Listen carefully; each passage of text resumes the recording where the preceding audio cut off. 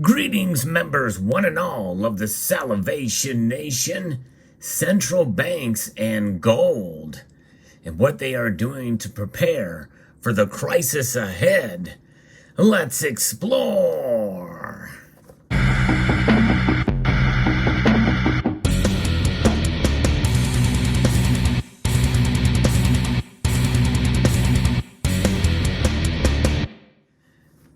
One thing I do on this channel is I like to document what central banks are doing in terms of their buying and even selling of gold.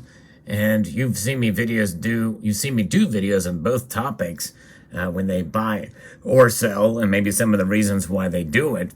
And one thing I also tell folks is that we should be in a position to really be our own central bank. And that's kind of an example of what you're seeing here. I'm showing bars exclusively in this video because that's what the central bankers do. They accumulate bars. Now, the kind of gold that they hold are the 400-ounce variety. And I'm sorry, I don't have an example of that to show you here. I'm not that rich, that's for sure. But nonetheless, anybody with even a modest income can accumulate a little bit of gold, even up to 1 ounce size. And these gold bars and assay cards are one example of ways to be able to buy. I'll talk a little bit about the pros and cons of buying bars here later on in this video. But if you enjoy the news that I do talk about and analysis, I hope you will consider pressing the thumbs up button, sharing this video, and commenting, even if it's a comment of solidarity for the algorithm. You can type "salgorithm" in there to let me know that, hey, you're here.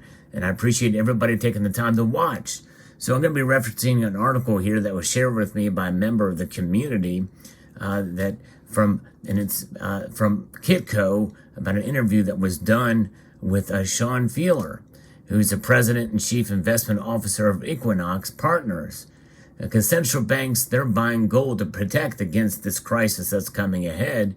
When we see inflation at a 40-year high and rising interest rates worldwide that are creating a lot of stress in financial markets and pushing the global economy into a recession and potentially creating a sovereign debt crisis.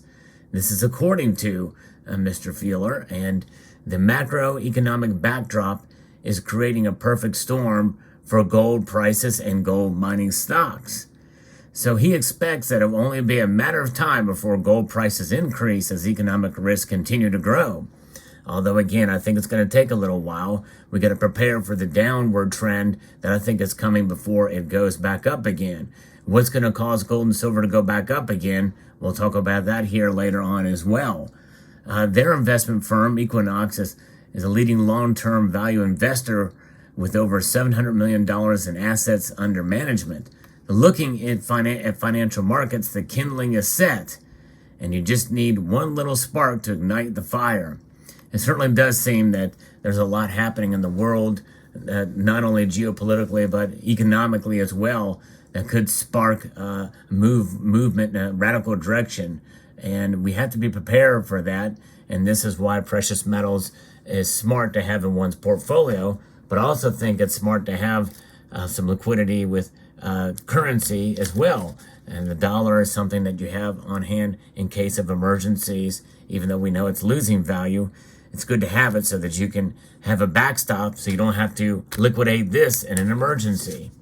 But nonetheless, this is what central banks do. They have foreign exchanges, forexes, and they hold other currencies as well as their own. But they also have gold in their reserves, and they're accumulating more and more of it.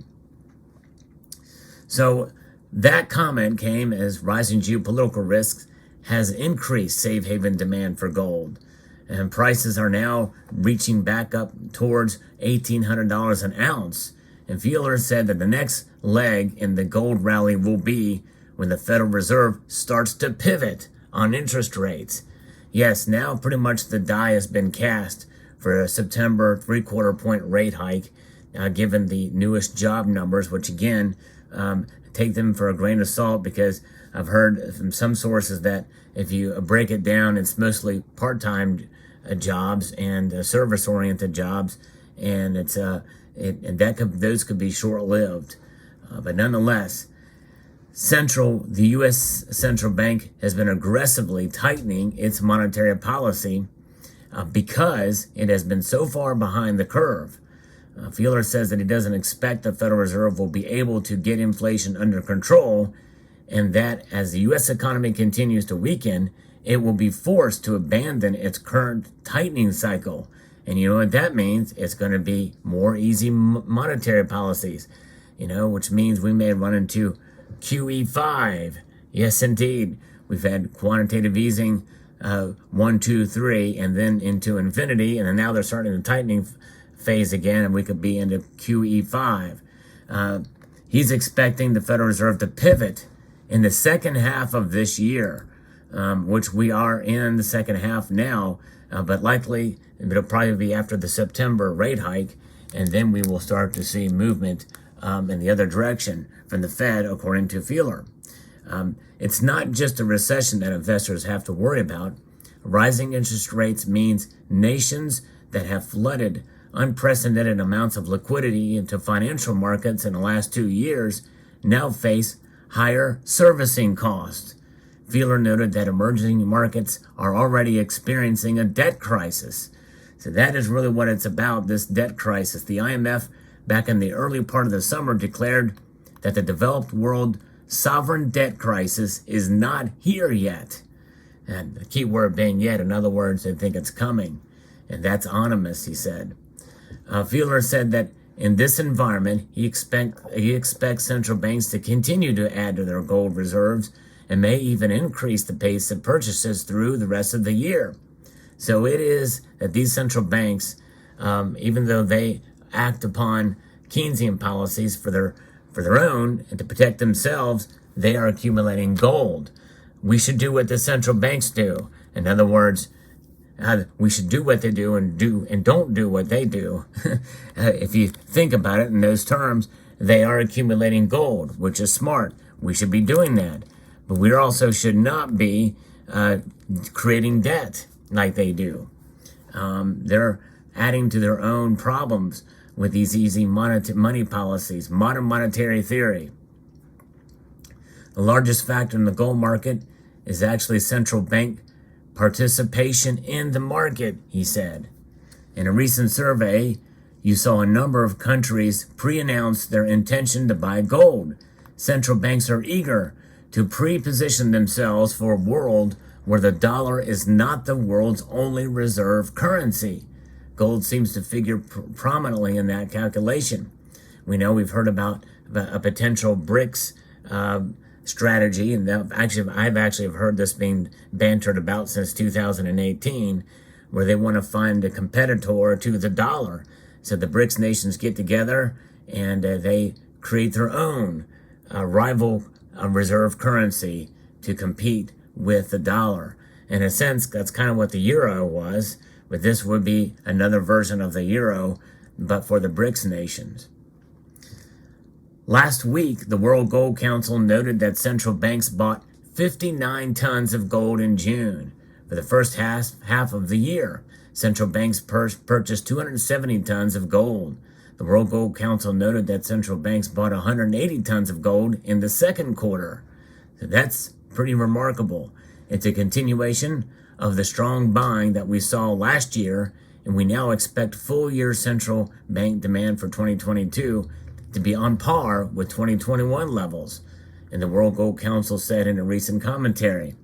Feeler added that when the world's largest purchasers of gold continue to buy, the price will have to go up. Think about that for a moment. Yes, there's a lot more people per capita buying gold in India and China, and there's a lot of demand there. But when you think about it, the largest purchasers of gold are the central banks. So essentially, the price will have to go up, which means that in a sense, that's manipulation to the upside for gold when they buy it.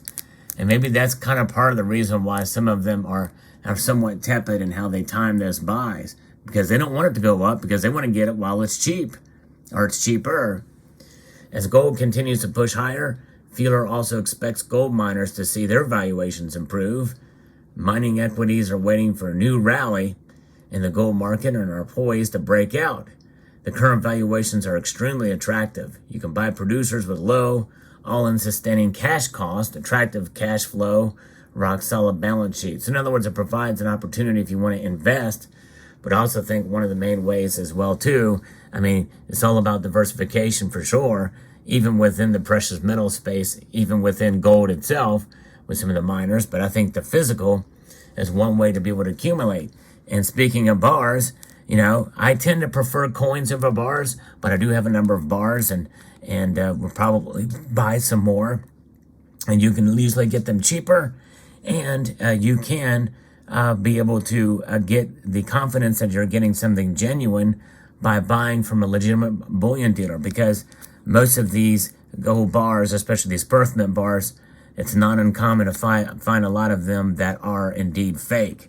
This one is real. In fact, you don't even need a precious metals verifier or any other machine to be able to tell that this is real or not, because of the weight it feels in your hand and how thin it is on the side. All you got to do is look at the side. It's a quick and easy test. If it's very thick inside of an assay card, if it's really thick sticking out there, you know it's fake. If it's thin, likely it's real. Not always. Sometimes they do put tungsten in there, but I've actually had all these bars tested. They are genuine. I think this is why some mints, like the Royal Canadian Mint, make them wafer thin so that not even tungsten would be used in their bars. But nonetheless, that is something to do, something to consider as a cheaper alternative to get a full ounce of gold, because that's what the central bankers do. They have bars in hand. Yes, indeed. So there you have it. Let me know what your thoughts are in the comment section below about central bank gold buying and why they do it to prepare for a sovereign debt crisis that is likely to come. In fact, I will say that you've heard me talk about in the past that likely before a huge crisis comes, they are going to reset their currencies to give new faith in these currencies before this crisis begins. And that reset will likely involve CBDCs, central bank digital currencies, a lot of it under the ESG initiatives that are out there, and that will be fully implementation thereof. But they may not have time to make that transition if this happens sooner rather than later. And as such, even if it does, you're doing a good thing by accumulating gold, because it's not going to be a good situation in either one of those scenarios. That's for sure. So there you have it. Let me know what your thoughts are in the comment section below. Would like to extend a multitude of gratitude to you all for taking the time to watch, and encourage you to please rate this video. That means thumb it up, share it on other social media platforms, and as well as within this community on the community tabs of your community, of your page or what have you, and share it, comment, and subscribe.